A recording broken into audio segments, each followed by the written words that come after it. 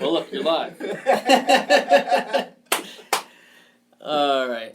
I gotta make sure you're in here. All right.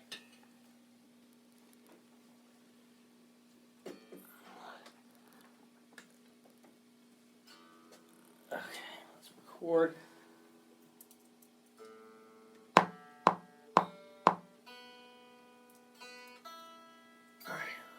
Thing up here. Yeah, you can come in with any type of groove, and I will join you. You can do that thing in A, if you, whatever you want. Sure, I was just fucking around. But it all works for me.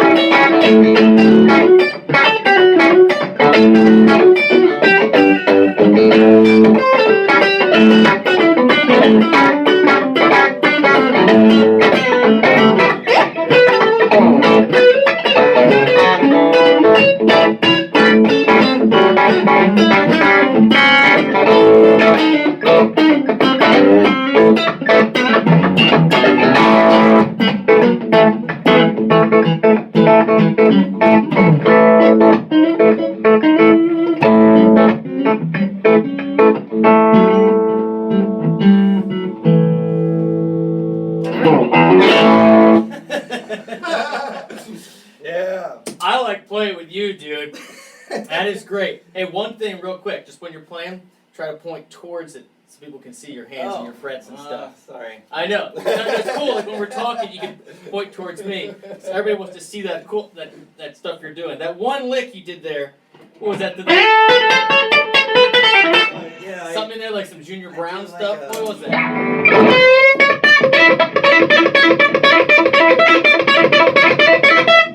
Oh yes, you go from the two.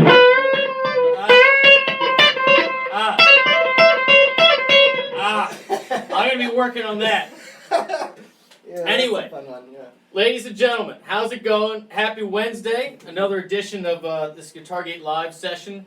And I got Matt Berry with me today, Hello. who we just met for the first time today. That's right. And it's going great, man. I really like your playing style. You're such a cool guy. And so let's talk about what you do around town. A lot of people that, come through are like myself, are on the cover band scene. And you do some of that, but you also have an original thing called Classified Frequency. That's right. And that's what I really want to talk about. Sure. And we'll talk about your gear. Yeah, so why don't you introduce yourself and tell us what you're doing around town, man.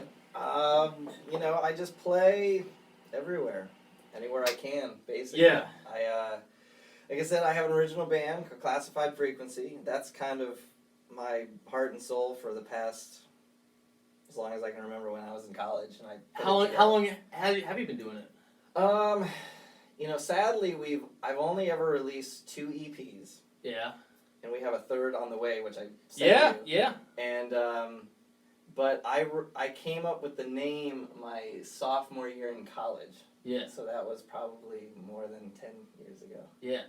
And dude, like I was telling you before we jumped on camera, I listened to a couple tracks and I like how there's hooks and how pop oriented it seems to be.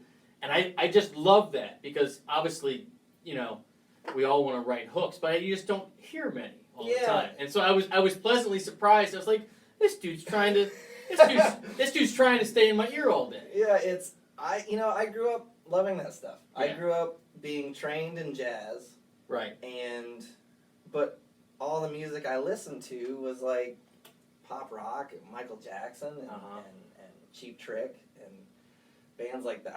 I listen to everything, but pop was always my biggest thing with Classified Frequency. Was always, coming from a jazz background, was why can't you write songs that are hooky, that are fun to listen to, but are smart. That's the hard stuff to do. It's like, can you come up with something intelligent, smart, tasty, but then have like the regular listener exactly get that bug in there. And for me, it all goes back to Michael Jackson. Yeah. Like if you listen to Thriller or Off the Wall or any of those records that Quincy Jones did, some of those songs are super simple. Like Beat It's like super simple. Yeah.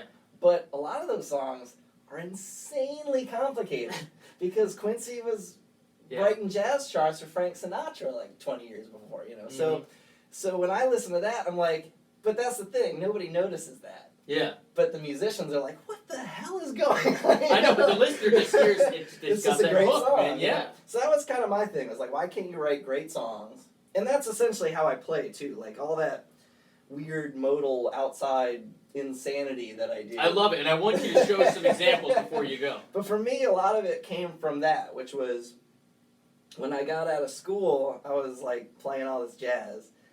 And when you go to a conservatory, not to say anything's respected, but they tend to like the avant-garde. Yeah. You know what I mean? Yeah, you can do some weird shit. And they're like, this is great. Yeah. But right when you get in the real world, nobody wants to hear that.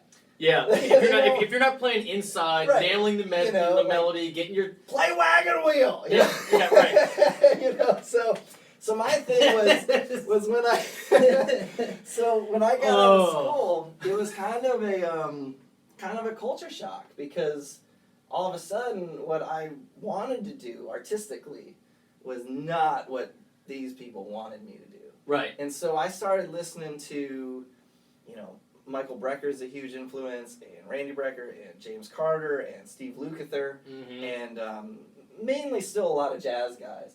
But my thinking was Brad Paisley is a great example too. I love Brad Where- Paisley. I mean, Yeah, I'm massive, you know. yeah. We'll get into the gear in a I love what he second. does, but for me it was like those are the guys who are so good that they can play all that weird stuff, and the most novice listener, it just sounds right to them. It just sounds Right. like it's They don't know good. it's outside. Exactly. Yeah. And so that was kind of my thing. Was like, how can I play the stuff I want to play, but also entertain them and they like it.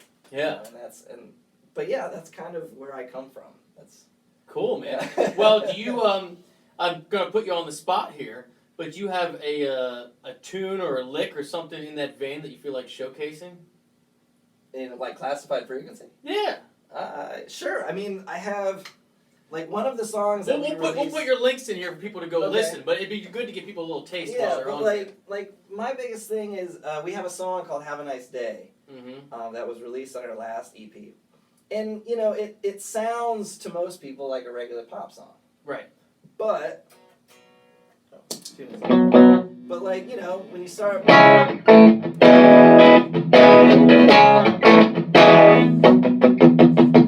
It's a very simple kind of idea. Right. But then what ends up happening is you get these...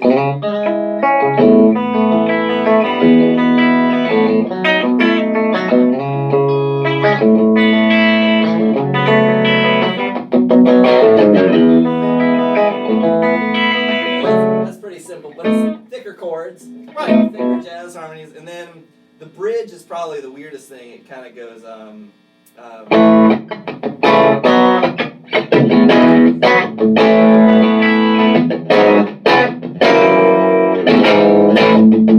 you know, and stuff like that. And That's cool. I like all the voice dating you're doing. yeah, man. and it's a lot of, it sounds familiar, Yeah. but it's thicker. There's a little bit more, you know, kind of Harmonic going beat to on. it, Yeah, yeah. I had a student who really loves that song and wanted me to write it out for him, so I wrote it out for him, and he was just like, what the hell is this?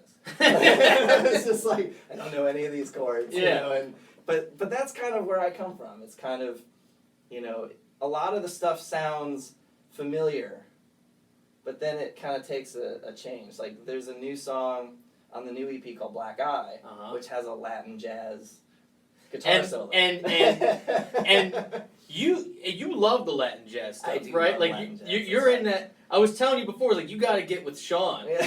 because like he used to do that stuff out in California, and I know he's itching to do it here. So did you get in? You got into that in school? Yeah, pretty much. Because that's hard. That's hard to feel, you know, especially if you're like Yeah. white kids from Baltimore. Yeah, the worst. I know I struggle with it. The worst thing you can be called is Caucasian in the jazz world. That's vanilla. We'd be doing big band rehearsal, guys. That sounds really white. Oh no! But yeah, I got, you know, it's funny when I went to school. I was stupid. I was a stupid kid, and I didn't even know you could major in music. Like I had no idea. I was just playing rock music, and I was brought up a certain way. And my mom my parents especially were like, oh, you got to go to college. So my mom found these colleges, and she found conservatories because I was terrible in school. So she knew, like, okay, it's got to be music. Yeah, If yeah. anything else, he's gonna fail. I was like, but when I went to school, I'm really happy I went to school. And I know school isn't for everybody, but I was exposed to so much stuff that I would have never been exposed to anywhere else. No shit. Like classical music, jazz music, whatever. And I remember I was a freshman, and there was a documentary that came out called, I think it's pronounced Calle 54 or Calle 54 or whatever. And it was a Latin jazz documentary. And it had all these, like, you know, little stories and then a performance. And there was a performance by a guy named Michel Camilo. Okay. Camillo, I don't know how to pronounce any of their names. But he's a piano player. Anthony Jackson on bass, 6-string bass player. Why I play a 6-string bass. Yeah. And I forget the name of the drummer, this amazing drummer. And I just remember watching this, and, like, my life changed. I was just like, this is the most amazing thing I've ever heard in my entire life. And from then on, Latin jazz was just in there, and I spent a long time working on it. And we kind of had to anyways. Like I was telling before, like my teachers were very, you had to learn it because you can't really just learn the notes and play it. You gotta it's get all the groove. feel. Yeah. And if it's not in the bloodstream, you're gonna sound really white. Yeah, you can't just read it off the Right. chart. So guys, if you're just picking up on this, you went to school for bass. I did, yeah. Yeah, and so you're talking about playing a 6-string bass, Mhm. you know, Yeah. focusing heavily on Latin stuff. Yeah, and fusion and jazz. And I all that mean, stuff, yeah. That's wild, dude. Yeah. That's great. It was I'm fun. I'm I had a good impressed. time. That is like so not anything I would know how to play at all. And it's funny. It'd be one of those because- gigs where I'd be like, you know what? Hands up. For me, it's funny too because I think a lot of people, when they listen to me play like all the weird stuff that I do, it's like, where is that coming from? Mm-hmm. And then when you actually listen to like the Brecker Brothers, who's like one of my favorite fusion artists, or James Carter and Michel Camilo, or all those guys, it's like, oh, now it makes sense. It's just coming from maybe a place that a lot of people aren't exposed to. Again, Yeah. No, that's true. I mean, we were having this conversation earlier, like whether it's the Latin fusion stuff or even just heavy jazz stuff, or anything. If you don't listen to it, yeah, it's like not gonna happen. you don't even hear it in your head. Yeah. And then you can look at it on the chart. You can look at the changes, and you can look at the notes. Like, okay, I get the harmony, I get the melody, I get the rhythm. But if you're not, I forget the word you used, but if you're not feeling it, if you're not in that world, and you have to do it for a long time before you do get to feel it. And it's hard. Just like, here's a good example. I found out that, so I went to GIT out in California, right? I had this very similar experience to what you're talking about, in the sense that you're exposed to so much stuff you wouldn't normally be exposed to, and it was really eye-opening. But one of the things that I really saw a lot was these players like me who came from a rock, blues, country background, who just sound like shit when they play jazz. You know what I mean? Right. And classical fingerstyle, like you can read, you can do it with the click, and you can pass all your exams, this, that, and the other, but it's so not your bread and butter. Right. But then you get the other side, and you get these incredible jazz players, and these incredible classical players, and you put them in just like a 1-4-5 blues thing. They have and no idea what they're complete dog shit. Yeah. Right? And everything else in between, whether it's reggae stuff, and so I hear you, going to these schools, like, it's so great to be introduced to all these different things, but there's so much of it that's just like, if you don't spend a lot of time trying to really get the feel down for whatever you're working on, especially, more outside stuff, it is so hard. And I'm so impressed with people that can, like yourself, that can easily flow from something that's country-based, into a jazz-based thing. Well, for me, it's always kind and of... have different licks and different lines and different feels. And not just, like me. Yeah, This works with chicken picking, and it works when I'm playing Pantera. Right. You know what I mean? It's a little different. It's funny, too, because I completely agree. But, what's funny with me is I'm a very... I don't learn solos. I don't learn riffs. I usually learn, like, if I hear a lick that I think is cool, I'll usually learn half of it, and then I'll change it. Mm-hmm. That's just how I am. So, for me, I always kind of joke about, like I play in, like, 2 country bands. And people know me now as, like, oh, Matt's country guitar player, yeah. I'm like, I would never in a million years call myself a country guitar player. I have way too much respect. The ring's a dead giveaway, which we'll get to. But it's like, I have way too much respect for that to go, I'm a country guitar player. It's just, for me, it's like, I kind of, for as long as I can remember, I've always picked and choose things. And it was funny, when I was younger, in my younger days, in my high gain days, I was using these crank amps. Sure. And playing like Fall Out Boy, and all this stuff. And it was funny because like I would play, and none of this would come out because it's compressed with gain, and it's all so everybody. Not only that, it's not going to bleed through. Yeah, right? exactly. You're not even going for that and sound. most people would go, oh, he's just a metal, rock, hard rock guitar player. But I'm still playing the same way I always pick. Right. I've been doing hybrid picking since I was a baby. That's Once all you I do. start, you Right. can't stop. I literally, like, if I have to do, like, all picking, I have to really concentrate. Because I'm so used to using my Dude, fingers. it is so true, Yeah. especially with rhythm comping stuff. We're used to like separating your bass lines and your triads. Mhm. It's so hard to go the other way. Yeah, and then, you know, the other side of that is, you know, I play some of this stuff with, you know, like Devin Nichols, who's this country singer I work with. We do a lot of songs that are... And that's all original, right?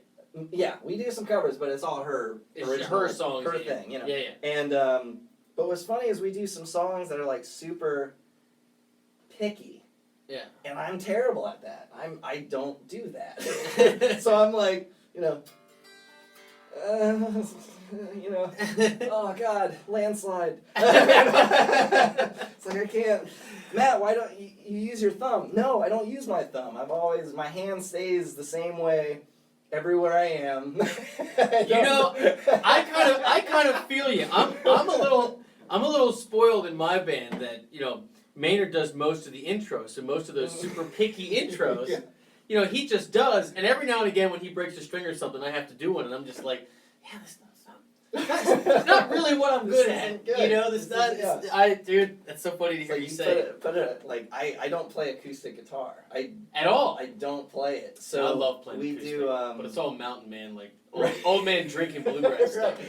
Well, I own like a acoustic. I have a fake acoustic, which is like it looks What like is a fake this, acoustic? but it has a piezo. It's just okay. like it sounds like an acoustic, but it feels like an electric. And I use that for Devin and anything that like we have to do like a duet or something.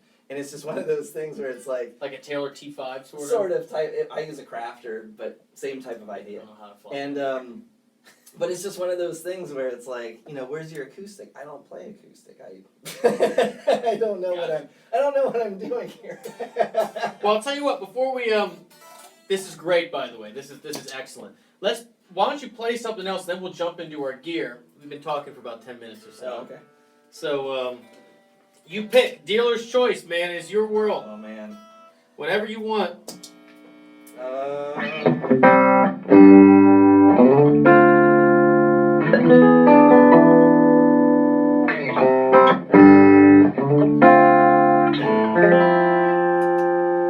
Let's do something like that.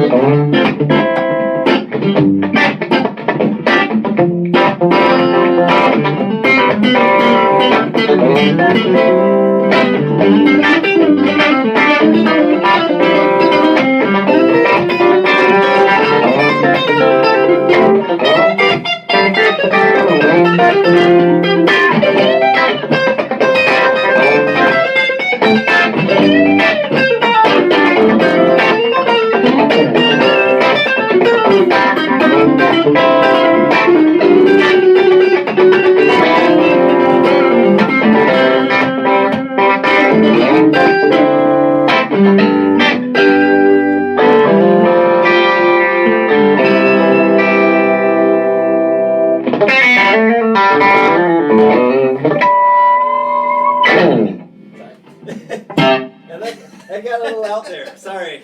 No, dude, I lost my place. that's great. I love that you're just going for it. Like, you know what? Screw it. I'm just gonna attempt all these crazy licks. And then I'm like, all right, I'll give it a shot. And I'm just like, you know what? I'm gonna go back and let you do that stuff. That's kind of my whole creed, which is just if you're gonna hit a wrong note, make sure everybody hears the wrong note. I'm not playing. You know what? I don't play it safe at all. Dude, I love that. I love that. I'm such a, as much as I, tend to, especially in the band I'm in right now, underplay and try to stick to melodies because that's what the gig is. I love fearless guitar players that just always just go for it. Like, I always think of Buddy Guy when I think of that. Yeah. Because like he will just stand on the front of the stage and just like bend the root up like, just like a half step, and he'll just like look at you out in the eyes and just like let it ring, and just look at you like, just take it. Right. Just take it. Just like, and you know what? You're gonna learn to love it. And he'll stand there for like 30 seconds, and like we'll be at C, and he's just like, and he's just letting it ring. I love that attitude. Yeah. Not that that's what you were doing, but yeah. I love that. No, there was a part of that was kind of doing that. It's I'm an improvisational player, so if I'm playing it, if I was ever in a band that I was playing it safe, I'd be bored in about 2 seconds. It's like some days you have it, some days you don't. And the ones that you don't, you just kind of go, well, that sucked.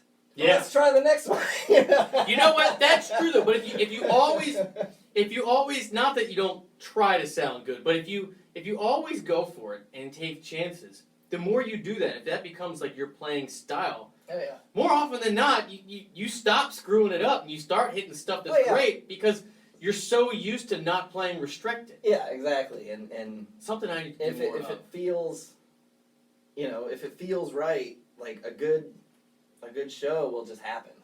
Yeah, for sure. It's organic.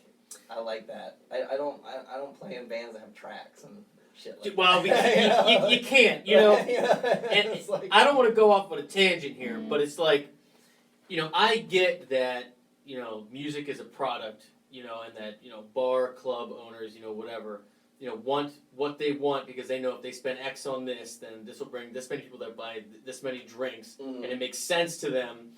And that so bands put together that formula, like with the tracks, with the lights and everything, so that they can make a living and do that. I get that, but shoot me in the face. Right. That is like not what I'm trying to do. I played in a band. But people do it, and they're busy, and they make tons of money. Yeah, there's, that's music in general. Is usually it doesn't matter.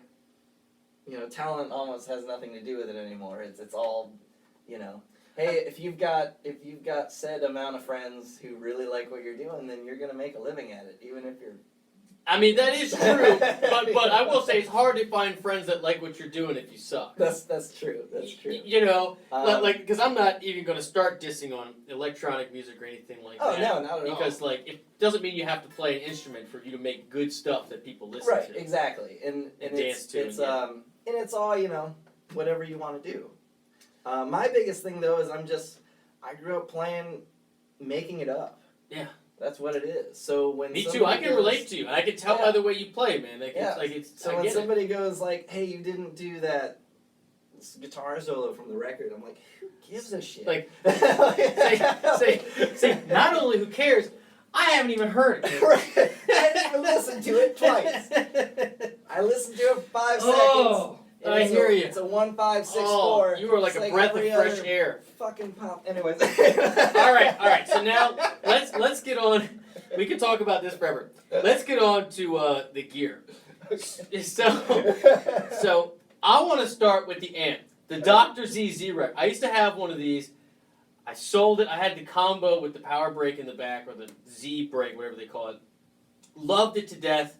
Sold it because I'm one of those dudes that just like when I get something, I get rid of something. Yeah. I don't collect, I just don't. But I miss it, and that thing is still probably the best sounding amp I've ever really heard. It's amazing. It is amazing. So tell me about it, why you got it, how you like to run it, what this big thing is up here. Sure. Let's talk about it. I like I said before, I went through that whole high gain phase for a long time, and I went through this kind of, I always call it my 3 years of tone purgatory, where After 3 years, you just start over again, no matter no, what. it was just like I got to a point where I knew what I wanted to sound like, but I didn't know how to get there. I didn't know enough about amps. I didn't know enough about gear. I didn't know anything. I always let the amp do the job. I was 30 years old before I bought my first overdrive pedal, and it's that guy. I still haven't bought one. Really? Yeah, there you go. I never bought them. I bought a distortion pedal, but I haven't bought an overdrive. I always let the amp do its thing, and I started learning about. Well, the big thing was I was a big Butch Walker fan, and I started listening. And he did the high gain thing for a long time too, and then his stuff just started sounding a lot. It just had so much mojo to it. Like it was bright. It was clear, but it had like balls to it. It was this thing, and I also realized like I said all that picking stuff doesn't come out when you've got a bunch of gain on. So I started kind of hearing more guitar players that I liked what they sounded like more than what I was doing. And when I started playing in a country cover band called Delta Spur, which I still play with. Mm-hmm. And I had never played country for real before. Yeah. It was something I grew up taking because I just loved the way that they played. But I didn't really know anything about the gear, how it sounded. Sure. I didn't even know what compressors do, and now I have 2 of them. And so I don't have one of those either. I want to try your rig though. But before you go. yeah, sure. But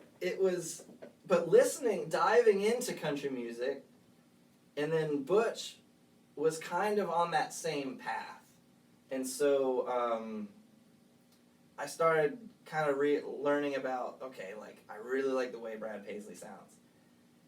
He uses EL84 based amps. I didn't know what that meant. So I had to learn all this stuff. I had to learn about pickups and all the capacitors and potentiometers and all that stuff. And so I went through all this stuff. I was playing. I have a vintage Fender that I got. I have a 3 Monkeys amp that's really great. And I endorse them. They're awesome. And the amp that I bought from them was one that Butch actually used. Right. So I was kind of going through this thing where I was like buying what my idols were using to try to figure out what I wanted. Yeah. And I remember there's a YouTube video, of it, of Brad Paisley plugging in the stadium. In. Yeah, he's just plugging straight in. Now obviously he's got like 2 ribbon mics on it, and it's being compressed obviously, but it's just him playing straight into the brutal. And it's the best sales video they could ever have. And I was basically like, that's what I want to sound like. That's it, And so I got this and used, and after about 6 months the Z's fell off because they didn't glue them very well. Mm-hmm. But who cares?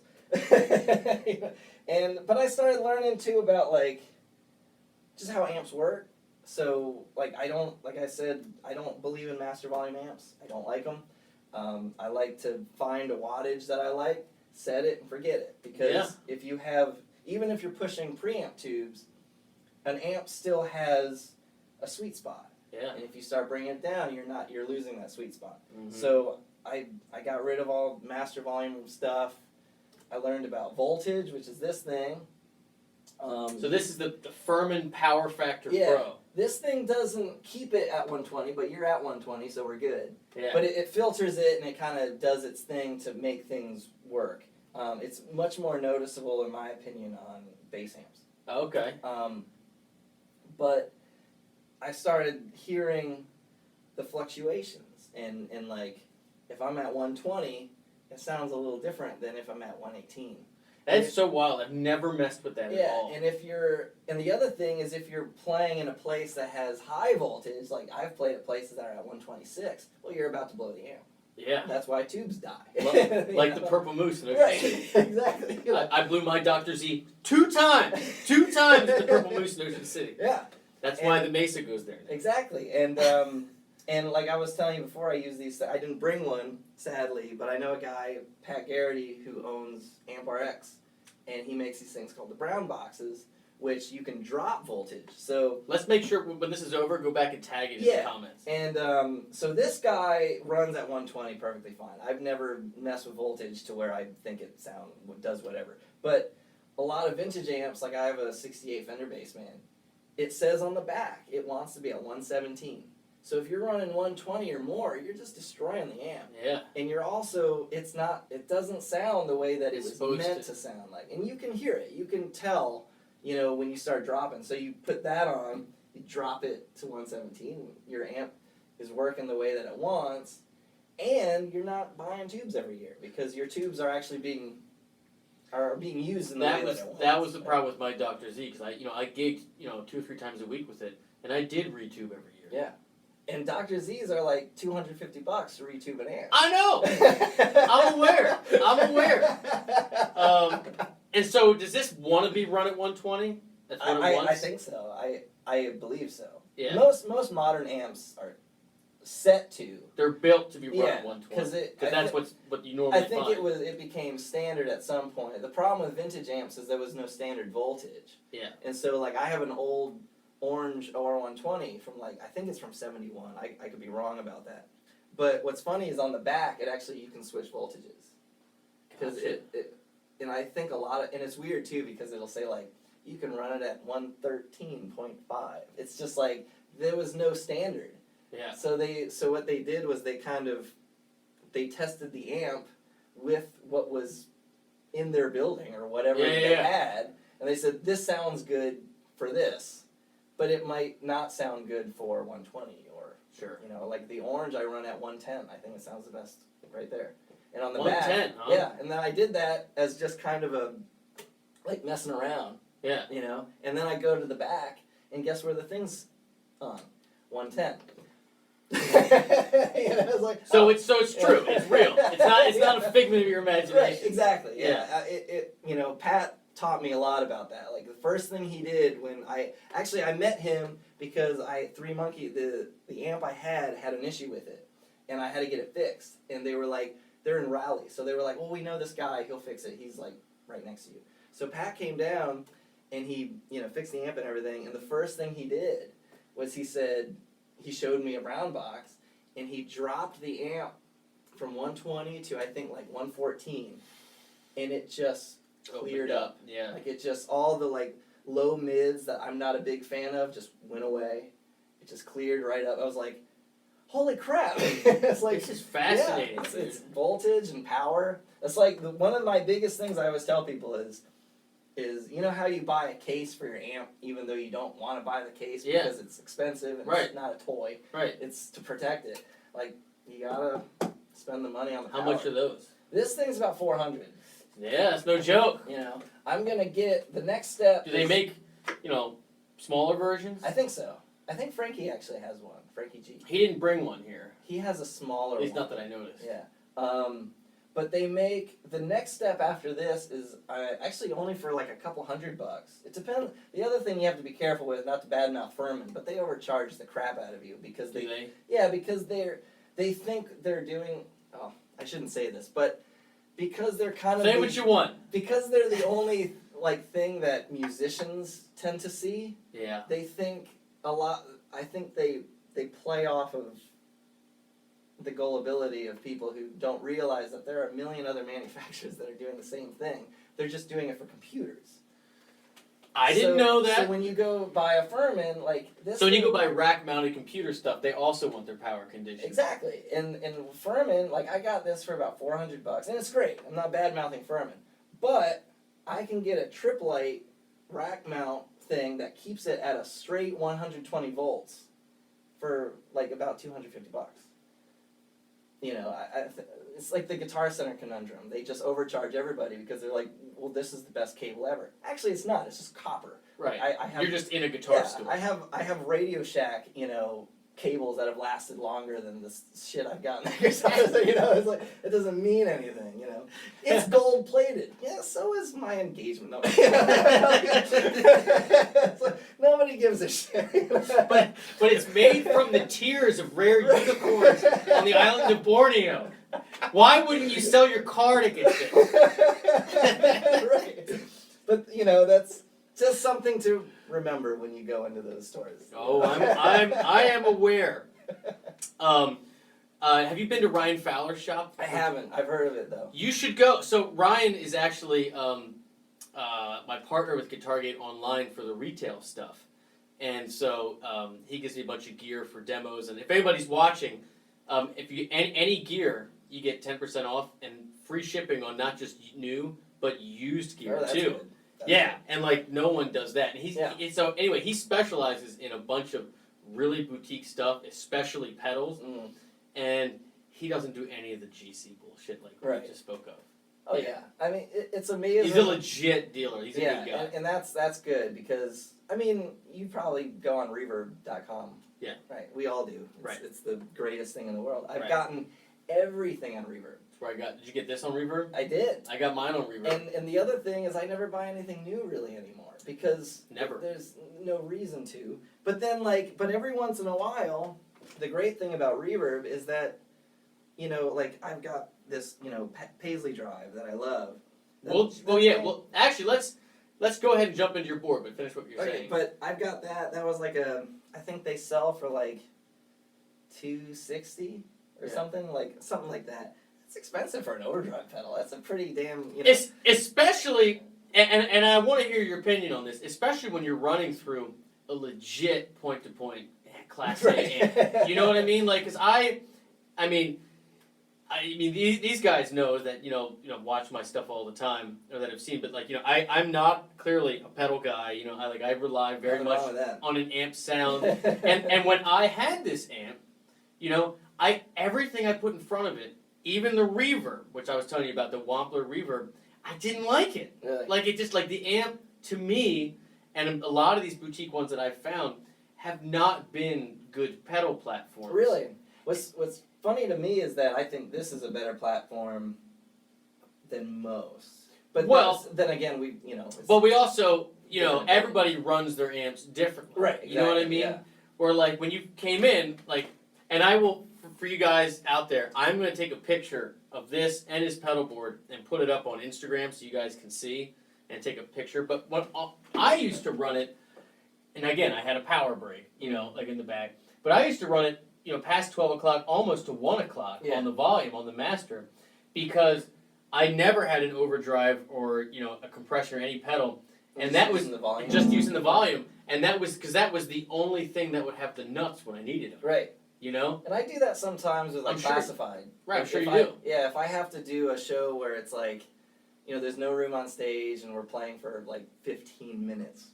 I'll just say... You still bring this out? Oh yeah, I'll bring this out, but I'll turn it all the way up and not bring any pedals, and I'll just go, I got you. Yeah. Yeah. It's like, you know, but my point is that when you have it that saturated naturally, the tube's that saturated, I have yet to find any type of pedal really, except like, you know, a wah or some expression pedal, that I found that I really liked or that the amp really liked. Yeah. I felt like once it was in its zone and it was going 200 miles an hour, you know what I mean? It didn't really like anything. Yeah. Yeah. I agree. I mean, there's like when I was running, but it's very gig specific, clearly. Exactly. Well, that was kind of my thing. Was when I started playing country in country bands, I had to go to pedals because you need different sounds, you need more gotta control. And especially with like Devin's thing is like pretty modern and it's pretty straightforward, like heavy rock and ambient and basic stuff. But like, the cover band, we do a lot more classic stuff. So there's got to be that super clean chicken picking, and then you got to be able to get saturated, and then bring it back, and so I kind of had to change my whole way of thinking. And one of the reasons I bought this is because it's based off of an AC30. It's basically an AC30 that does an AC30 better than it could ever do. And the biggest problem I always had with AC30s is that the top end is always wonky. Like, you can get it. I've actually never liked one that I've played. Really? It's the I top, also don't like anything. I'm really into, like, the sparkle. Like, I like a lot of sparkle. When you get the sparkle and shine with this thing. And with Voxes, I've always found that it depends on the amp. They're more consistent now. The vintage ones, you always had to be careful because you could buy a 64 Vox for like $6,000 and it could be a shitty one. And then, like, ugh, this sounds terrible. Jim Ebert, my producer, did the Marvelous 3 Hey album record. Okay. And I remember he told me, he said, we auditioned 1 million Vox AC30s. We ended up using a new one. Because it was like the old one, we just couldn't get it right. Wow. And I've always found that the top end, sometimes, like, this limits itself nicely. It doesn't get too crazy, where the top end on those can get a little nuts. The bottom end is terrible on those. I know, and like, where this has all the bite it's you like, want. Dude, smacks you in the face. So one thing I always love, I know that people are like, dude, they've been talking 15 minutes about this one amp, but the one thing I loved about this amp and that I miss is that it was the most touch responsive and dynamic amp I've ever played. I mean, like, 'cause like this amp, again, I'm not a big fan of this amp at all, but or any the stuff I really have, but it's true. I'm not a gearhead. I'm not. Like, I like to gig with stuff that I don't have to worry about if a beer gets spilled on it. Right. Or like throw it in the car. If someone steals the guitar while I'm in the bathroom, like, it's not gonna ruin my week. Right. You know what I that mean? was Like, a bummer. yeah, and I know that's ridiculous, but that's really how I feel. Like, I don't like being nervous about having 10 grand worth of stuff out with me. Right. I don't like that feeling. I like feeling like I can leave it in the car if I don't feel like unpacking it. Right. Anyhow, but this amp, I remember that it never had a true hard ceiling. Right. Like a lot of, any amp like this, once you get to about 80% of your attack, like, I can start almost ripping the strings off, but it's not getting any louder. Right. Where that, like it will always go louder if you hit it louder. It never hits that peak. I guess it's compression point. Right. I feel like it will go.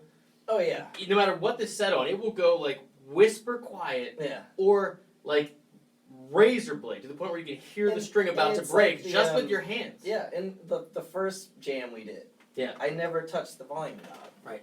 I just, right. And it just goes to show about the amplifier. Yeah. Now, I never typically have to run it that way because I'm in bands and I'm just going. Right, I know. But yeah, you're right. It's very, it's funny. When I first started getting into all that stuff, I had a Marshall Vintage Modern, which pissed me off. It was the worst. Anyway, it's a long story. I bought this amplifier. I loved it. It sounds great. And then I did a gig with it, and it wasn't loud enough. It was a 50-watt amplifier, and I couldn't get it to boost. I couldn't get it over the drums. And I took it to Jeff Bober, who does East. Yeah. And he basically was like... his stuff sounds great, too. Yeah, Frankie brought one of those, and I was like, man, that sounds really, really good. Yeah, his stuff is great.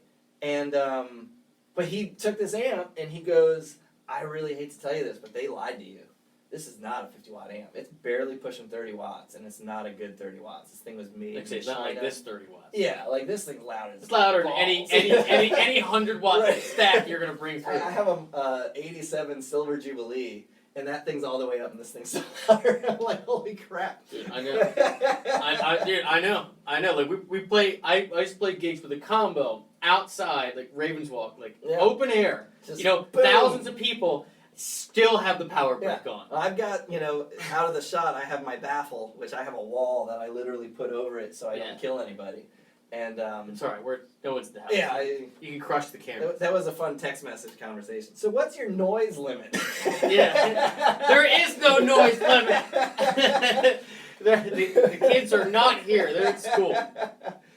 All right, let's jump into. Well, let's play one more because we've been talking for a while, and then we'll jump into your pedals and your guitar. Sure. And then we'll call it a day. Okay. Cool. What you won't play? Well, I chose the last one. You choose the next one. Okay. I think I can get with that.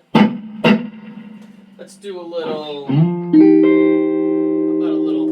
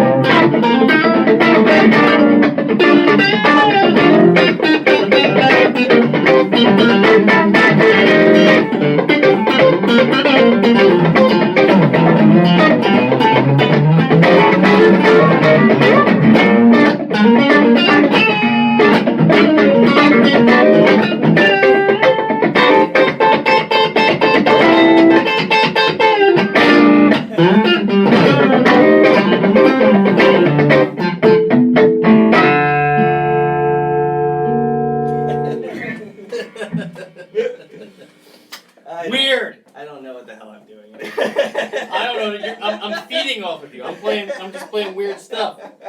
All right. Well, let's talk also about. working on like 4 hours of sleep, so the weirdness is getting amplified. It's a judgment-free zone, my what friend. happens when I do this? That didn't work. I'm gonna do it again anyway. All right. Let's talk about your.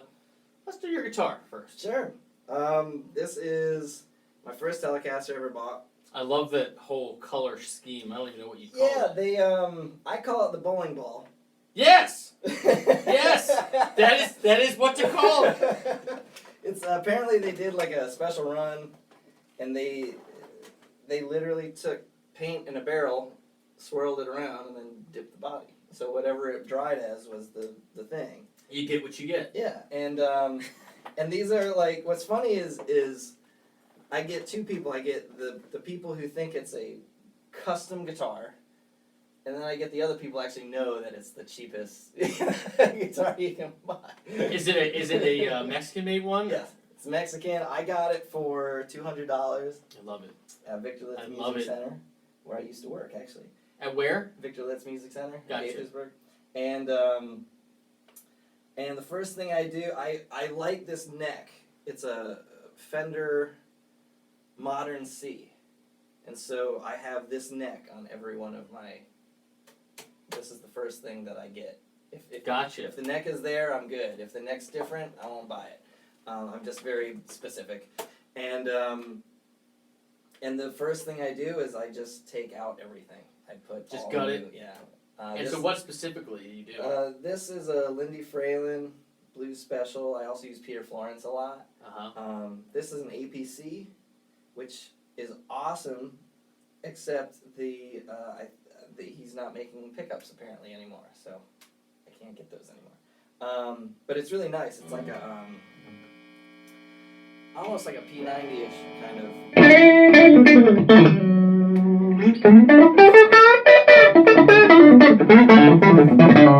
Yeah, it's just a little fatter than a basic Telecaster, in my opinion. Yeah. And it sparkles really nice with like the compressor.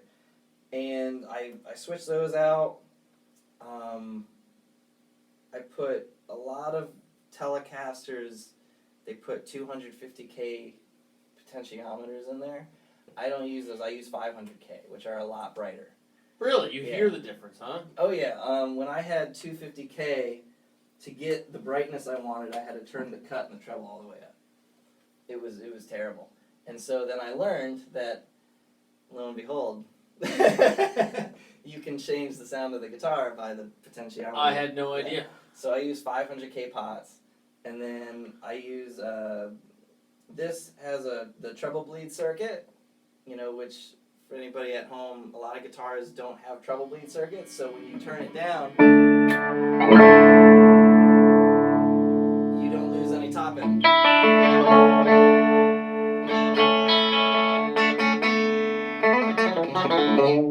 That is wild. Yeah, so, which is funny because Fender, not to give Fender a hard time, but they came out with a guitar like a couple years ago, maybe, I don't know, and it was like, their big thing was it was this new Telecaster, and I had a treble bleed circuit, and they were like $200 more. It cost like $5. You just solder it in. It was like, Really? Yeah, it's not that big of a thing. $5, they Yeah, upcharge it's like- $200 for it? Oh yeah, I Because mean, people don't know. yeah, they're just like, hey, you don't lose any top end, you'll pay for this.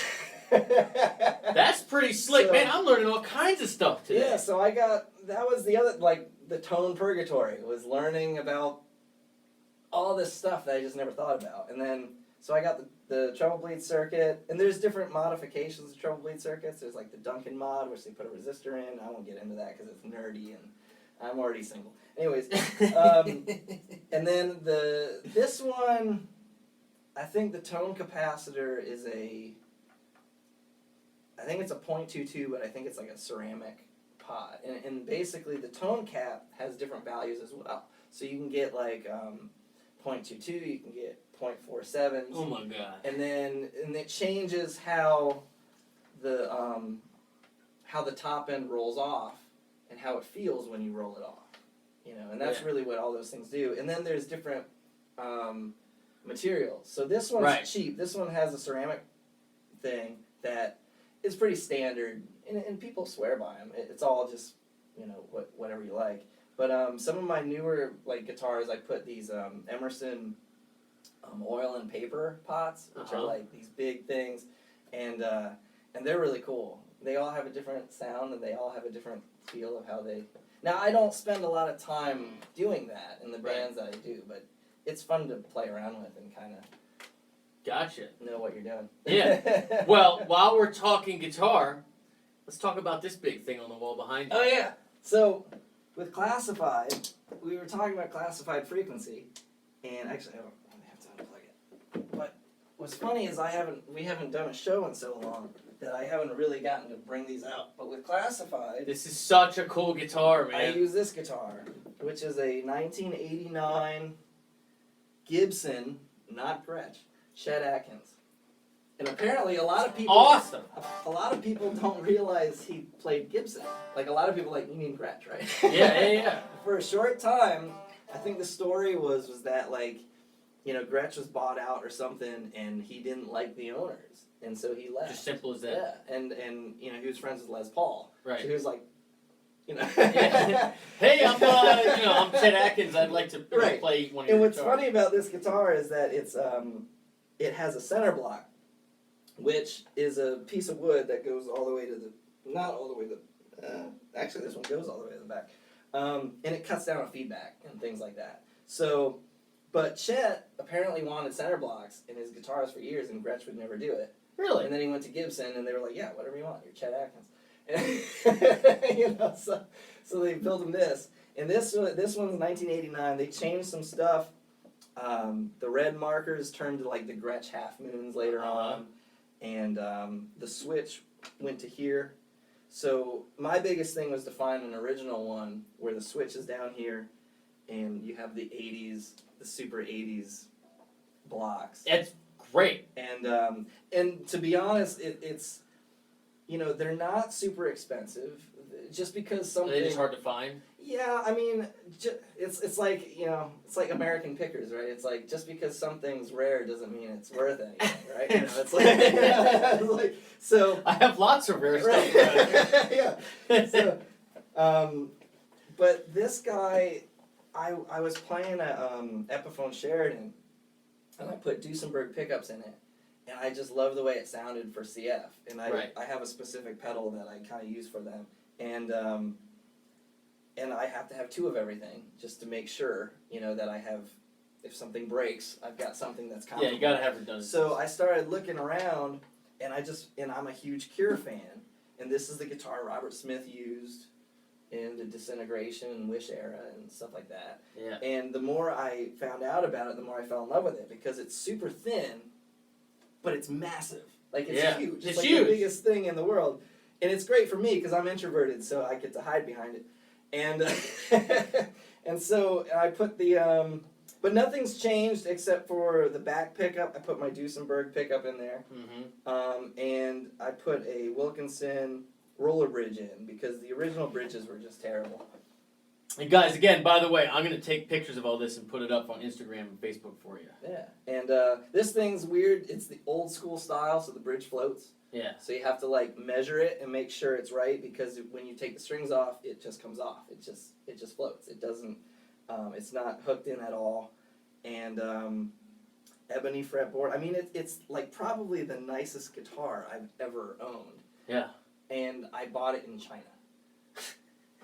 And that's. You were in China? No, I was not in Yeah. China. I found it on reverb.com, and I was just. And shipped it from China? Yes. And I was like. How much was the shipping, by the way? It wasn't bad. I think it was like $100 or something. And it took 2 weeks? No, it took 3 days. Get out of It was here! insane. I've ordered stuff from like Maryland, and I'm just like, I got a guitar from China. Where is it? You know, it was like, but yeah, I got it. There was a place in China that on Reverb Has their own planes where they ship I guitars. guess, and they were, and I was really worried because the price is right because they were selling. I got this for $2,000, and if you find one in the States, everybody wants like $4,000 for it. They're just not worth that. Yeah, They're just not. Yeah. And everybody thinks they have something, right? And a lot of them were reissues, you know, that were not original. So I found this one, and this one's in supremely good shape. Gorgeous, man. I was a little like, I don't know how I feel about buying a guitar in China, but it was, the Reverb has the preferred seller comments, the star rating. Seemed legit. And I just went for it, and it showed up in 3 days, packed better than anything I'd ever seen in my life. And it's amazing. It's cool. What a great story. And of course, the coolest part is the tuners, because they pop out. Oh, that is so wild. You know, it's just like. So guys, the tuners actually pop out, so each one is its own little string winder. Yeah. It's just like, why aren't these standard on every Gibson? I don't know. Yeah, that's a much better feature than the actual auto tuner that Gibson did. Yeah, that nobody wanted. No. It's like, look, we know you're musicians, but we don't trust you to tune our guitars. We know you're lazier than that. Oh my God. So yeah, it's a beautiful, fun guitar. And I use this for CF a lot. That is so cool. But I'm playing so much country now that Telecasters are usually in the mix a little bit more. Awesome. All right, well, let's jump in with your pedal board here. Sure. What would you like to know? Well, I mean, this is... So what do you have? And mostly, I want to know what you do for... Because, again, this amp, and like a lot of these boutique Class A amps, they don't have onboard reverb or onboard anything. Yeah. You know, it's just, there's 4 knobs. Yeah. You know? That's all you need. So, and I know that everybody... I agree. But I know that everybody approaches it differently. Right. And it's gig-specific. Mm-hmm. You know? So, what do you have, and why do you have what you have? Especially, like, any type of delay or reverb. I'm super curious, because I could never find one that I liked with this. Okay. So this is like a smattering of effects that I play in every band. Yeah. That I kind of put together. I'm actually gonna grab the camera while you talk. I use a lot of different things. I have programmable switches and things like that for bigger boards and whatnot. But I'm pretty simple. But I do some interesting things that, like, I have 2 compressors. Right. So if I'm doing... Tell us why you have 2 compressors, by the way. I had no idea how compressors work, but when you're playing country music, you got to get that sound. Right. And so I was like, I guess I have to have a compressor. And I bought a... I won't say the name of it, but it was a compressor everybody told me to buy, and I hated it. I messed around with it for a year, just could not get it to sound right. Yeah. And then I bought this Wampler Ego compressor, and in 2 seconds it sounded exactly how I wanted it to sound. Interesting. And then what ended up happening is I had a problem with it, to where I was doing a gig, and it would cut signal, and then I'd kick it, and it would work. So I was like, hey, Wampler, I don't know what's going on here. So they fixed it. And I didn't know how long they would have it for. I honestly haven't liked any of the Wampler stuff so far. Really? I like a lot of their stuff. But then again, I'm a Brad Paisley fan. Well, I haven't played that, but I used the same reverb you're talking about. That faux reverb. And I tried the Sovereign, and I really try not to be hard on companies, but... It's just not your cup of tea, yeah. Sovereign is not everybody has their thing, And, but yeah, I ended up doing, I had to send the compressor back to get fixed. Right. And I did 1 Delta Spur gig without a compressor, and I wanted to slip my wrists. Really? Well, let's hear it. Give me an example. So, like, the biggest thing about compressor, and the reason I have 2 now is I bought a second one right after that show. Right. And then I just loved both of them. So the first thing I do when I want is a clean sound.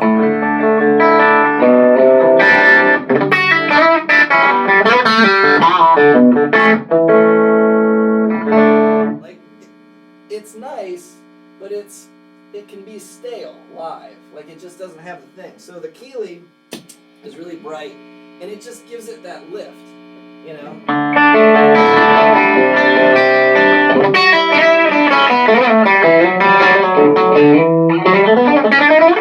It makes all the notes the same volume, and especially being a sparkly bright player,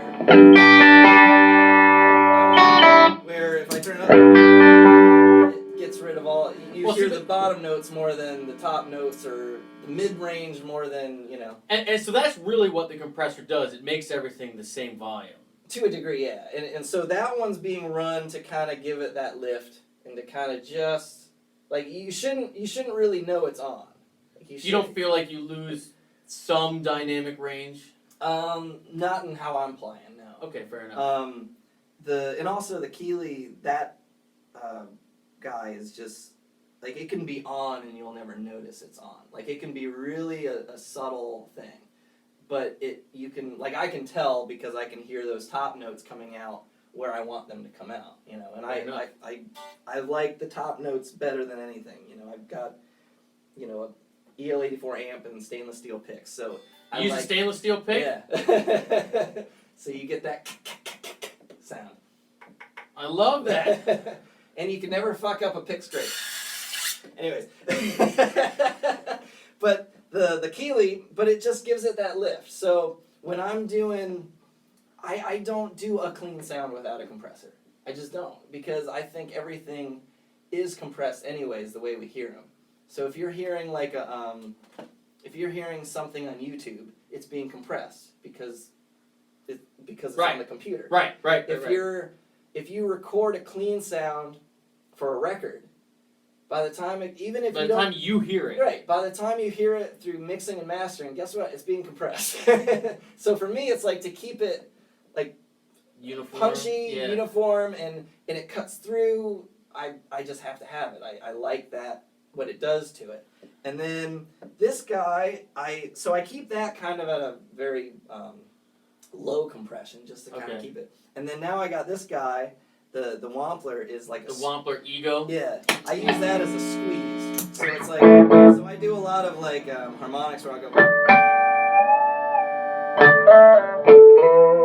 stuff like that, right? Well, if you're playing after a half an hour, your strings are about dead. You know, they're not gonna hold. So this guy squeezes it. You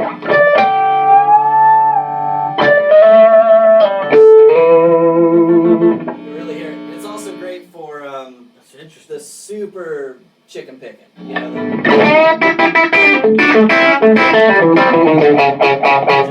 yeah. So I have kind of the one that kind of keeps it just for cleans and nice clean, and then I have the smack you in the face. Yeah. Okay. All right. And it's funny. I never knew what compressors did, and now I have two. You know, I guess I've never owned one. Every one that I've ever tried, I haven't really liked because, you know, it's a again, thing. Yeah. Well, I've always been someone that, you know, does better with less options. You know what I mean? I definitely understand. Like I definitely get a little panic attack, like when I have like a bunch of different choices to make. Right. You know what I mean? I feel like if you have your pick attack, you have your fretting hand attack, and then you have cable, guitar, amp. You're just gonna play. Yeah. Like when I start looking for different options as far as something to dial in, and like especially when power's different places set together, I just find that I worry about it instead of just like trying to muscle through. Yeah. And what's funny is I'm with you. I've never played one of those, but I get what you're saying, and it sounds good. Yeah, like you can hear it. Compressors are kind of that thing where you can hear it when somebody explains it to you, because a lot of times you're just like, I don't. Yeah. What is it doing? Right. What is it? You know, as a bass player, compression is super important for my playing because I play so many different techniques: tapping, slapping, fingerstyle, chords, harmonics, whatever. And I can't just decide one day, oh, I'm gonna do slap now and hit a pedal. Yeah. So my amp, I use an EBS Fofner head thing, and it's like their flagship kind of bass amp head, and it has a built-in compressor, and it's pretty damn squashed. But it's just one of those things where I learned as a doing gigs. I never had compressors before. And I found myself, I can't do any of the tapping. I can't do any of this because it wouldn't cut through. Mm-hmm. And then I was like, oh, right, you can get this thing Yeah. that, you know, brings cut through everything box. right. Yeah. I was like, oh, I can actually play the way that I want to play now. So it's an interesting... I understand what you're saying. I get it. kind of I get it. You're making me want to revisit it. Like I said, before you go, I want to test out your rig. Yeah, sure. And but I'm the same. In the same way as you are, very much so. I am literally the same way. It's just the bands that I have to play in had to change how I did things. Yep. Yep. And so when I've put 4 overdrive pedals on a board, and I just go, man, this is awesome. And then after the gig, I realized I only used one of them because Right. I don't want to deal with it. Right. Yeah. Yeah. It's like, so I know exactly where you're coming from, you know. But yeah, I'm pretty straightforward. But that's the compressor thing. I know we went off on a tangent. Yeah. No, it's all And good, then- man. The Paisley Drive is my main overdrive. It's funny, I always say, you know, people ask me about my gear, and I always go, you can pretty much tell immediately who my favorite 2 guitar players are. Because I've got the Brad Paisley Drive, and I've got the Butch Walker signature. It's like, there's no uniqueness here. I'm just going after whatever I hear that goes, it sounds good to me. But the Paisley Drive is like super... What's amazing about the Paisley Drive, it's almost a distortion, you know.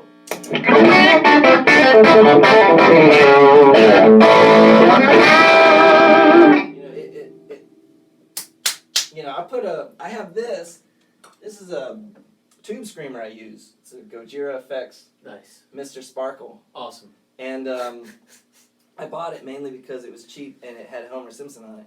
But it's cool because it's a tube screamer, and I kind of dial it in like the Stevie Ray Vaughan thing where you just it's all output but no gain. It's like just a little... Is that what he used to do? Yeah, a lift thing. It's like a boost sort of. And what's funny is I don't know the word, auditioning this with that, and that thing sounded like an amp in a box, you know, more than this thing. And it was like, holy crap, that thing has a lot of power to it. But you can get this sound with this too by bringing down the gain and stuff like that. Right. But that's the main guy I use for the tellies. And then I use the boost on the Ruby Red, which just gives it like a, I don't know what it does, but it just does something to it. So you get this.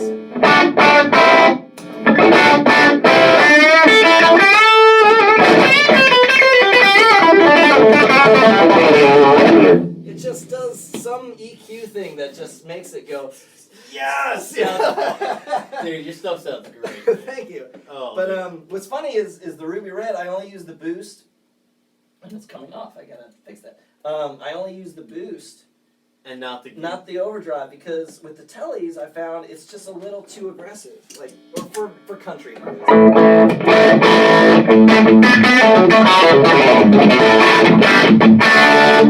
sounds good. That sounds good though. It sounds good, but it's just a little too much for the bands that I'm playing in. The coolest thing about this overdrive is it's got that, it's supposed to sound like an old Supro, so it has that sag at the bottom end that like...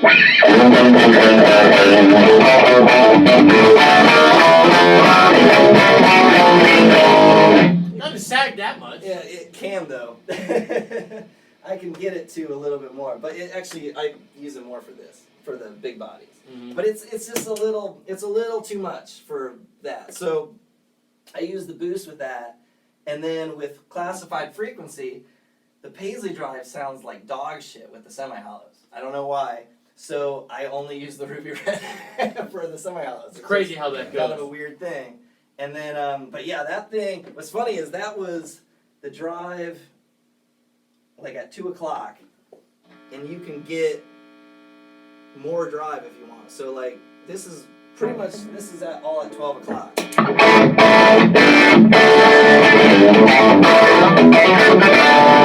And then there's a switch.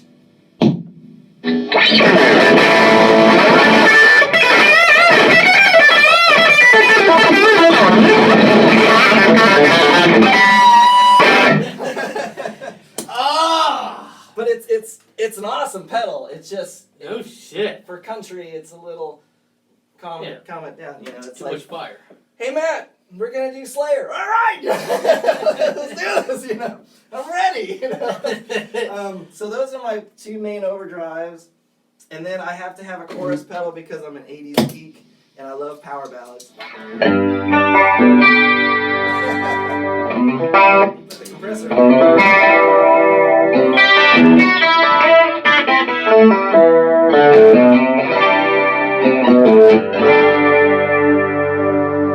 I love that stuff. I mean, I'd put chorus on everything, but do you? They already did that like 40 years ago, so.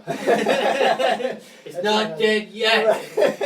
I watch like 80s movies and like a rolling jazz chorus will come on and I'm like, oh yes. I hear Prince all the time. Right. It's just, I had to actually, I did a gig once and they had a jazz chorus as the house amp and my amp died. Not this guy, it was the Fender. And I had to use it.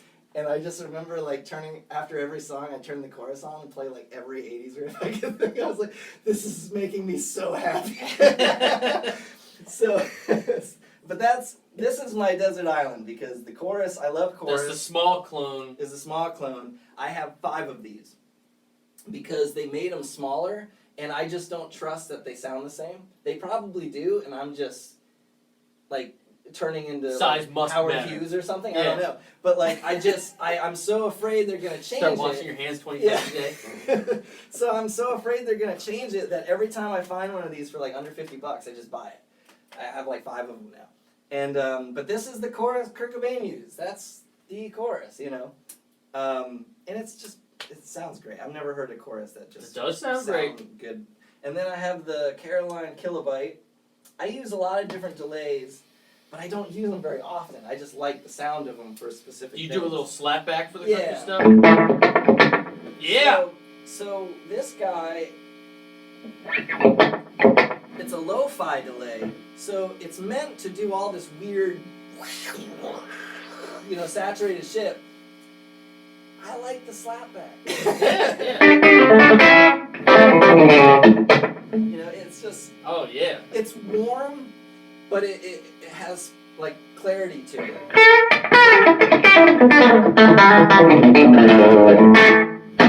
You know, I love it. And Oh, it's got the just.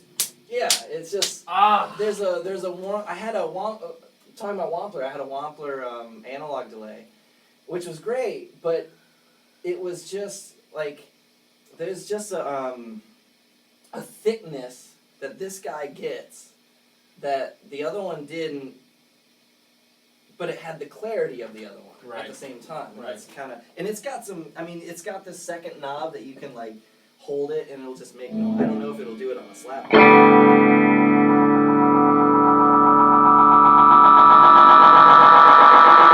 Yeah, it does shit like that. Yeah, I just test drove the Epoch Deluxe, and it has that button. Yeah. And I'd never played one with that before, but it was awesome. Yeah. And it's funny because like I'm probably not the only one who uses it that way, but it's funny to have a pedal that like probably was not meant for what I'm using it for at all, but I'm just like, this is perfect. This is what I want. Dude, it's awesome. And then I have a couple.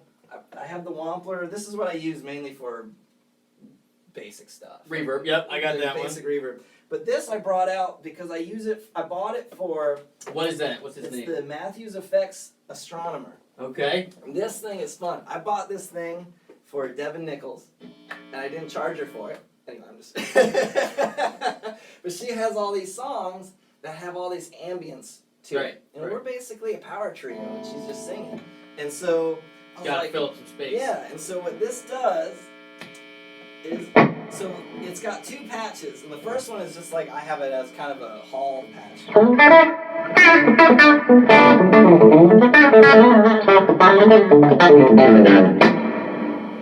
I use it for that solo in Black Eye, the Latin jazz. Yeah. But then you can get this sparkle.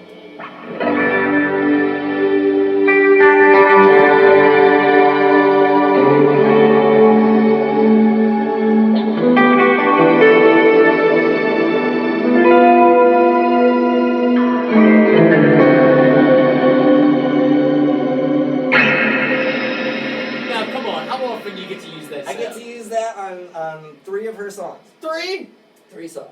But what's cool is that, you know, it's kind of, it's a little obnoxious, but it's like, it works really well for it because, you know, when you're, like, we opened for, like, Trace Adkins, like, a month ago in front of 10,000 people, and it was like, when I'm playing, you know, I can't mention the song because she hasn't released it yet, but...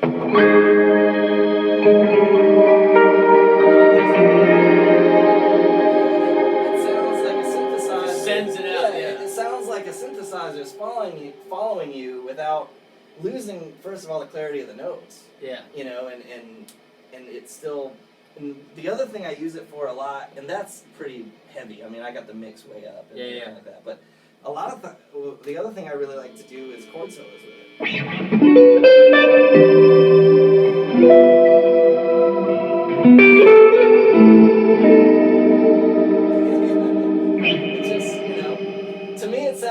It sounds like those bands that have tracks that play ambient music between songs. Right. I'm just doing it. That's just me up there spacing out on stage. Exactly. It's like, man, where's that synth coming from? But that one's really cool. I use that for her, and I use that for Classified a little bit, and it's fun. And then this guy I wanted to bring because I don't have it set up because it's this is like the vanity project. Okay. What is that? This is built for me by Noise Kick Effects. Okay. Local pedal maker. Frankie uses a bunch of their stuff. Yep. So be sure to go back and tag them. Yeah, we have an EP. We haven't released it yet. I sent it to some people to listen to, but it's called the Black Eye EP. Let me know when it's out. I'll share it for you. Yeah, and we're actually right now getting ready to figure out doing a video and all that good stuff. Awesome. So, but we have a song called Black Eye, and it has this very specific lead line. And I just can't get it live. Like, it just always sounded flat. Because when we did it in the studio, we used a super fuzz pedal. We did it in octaves. And we had an electroharmonic small stone phaser. So it just sounds small and thin every time you try. Yeah, it's just this massive thing. And then I'm just doing it as a lead line, right? Yeah. So he made me a box that literally does all of that in one thing. It's got a super fuzz on one side. So that is the box just for that one lead. Song, yeah. It's a bigger pedal. It's got a lot of options for just that. Yeah. It's like, in my brother, it's the artwork for the record, so my brother did the artwork. But it's just so funny because it's like, I got this thing takes up, you know, the whole, you know, the whole board. But it's literally used just for that. Now the cool thing though is we did 2 separate in and outs. Right. So I can put it through my switcher and actually use the phaser or the fuzz separately if I wanted to. But yeah, it's octave, phaser, fuzz, and for one song, it's obnoxious. But I love it. It's really cool. Well, for all you guys that are curious, when it does come out, I will post it so you guys can all hear what he's talking about. All right, well, let's play our one more, and then we'll call it a day here. Cool.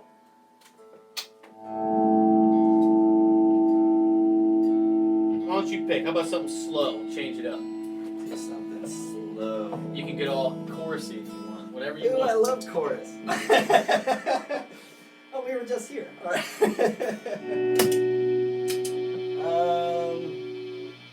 You know, Classified Frequency covers John Waite's Missing You. Have you ever done that one? No. It's just a 1-4-5, but it's just...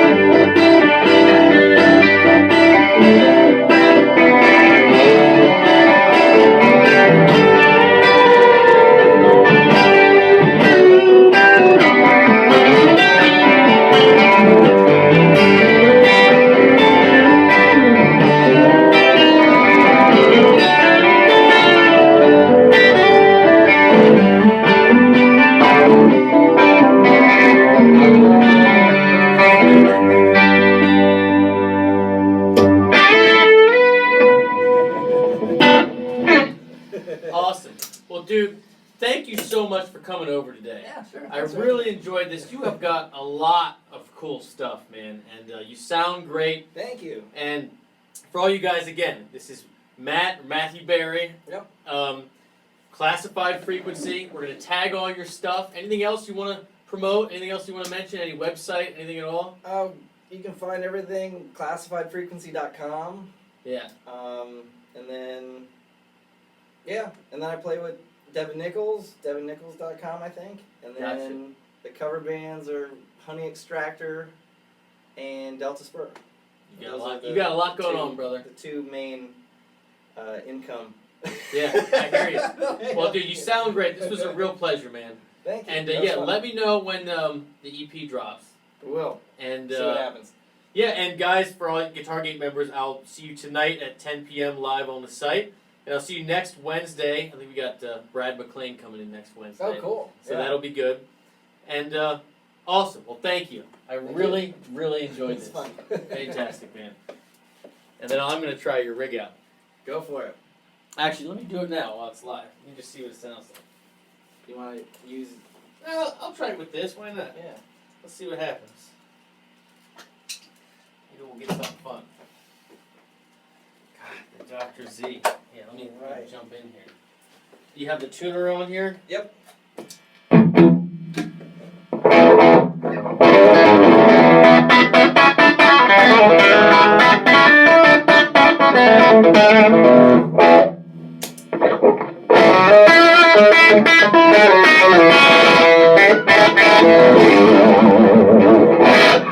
Dude, it's such a great amplifier, man.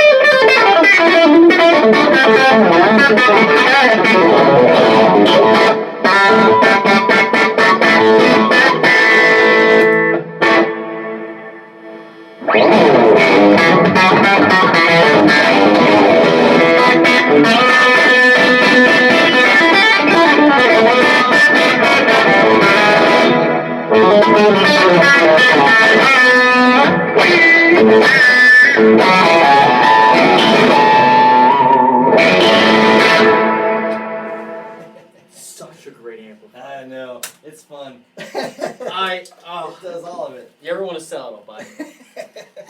If anything, I'll probably get like 4 more. I